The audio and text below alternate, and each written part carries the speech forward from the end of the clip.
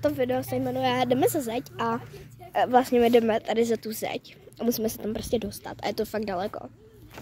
No, vlastně my vůbec nevíme, kam jdeme vlastně, kde to je. No, a vlastně my jsme tam ještě nikdy v životě neviděli, jenom vidíme tam baráky takhle, ale jinak tam nic není, no. Asi. Tam najdeme nějaký třeba elektroniky. To by to. Furt jdeme, ta chůze je strašná. Ono je to strašně blbé. Už jsme tady skoro, už jsme skoro tam. No, takže jsme tady. Já s sebou nechodím, ale. To je jedno. Já mám fotku. Já vím. Držu už. Já ale chci být o té. Tak jdeme.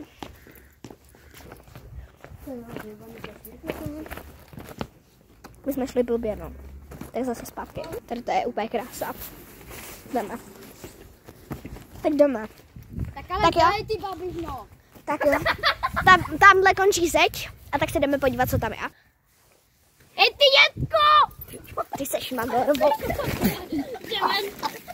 Pan tam něco vysypával, ale nebojte se, v partu 2 tam určitě půjdeme zase.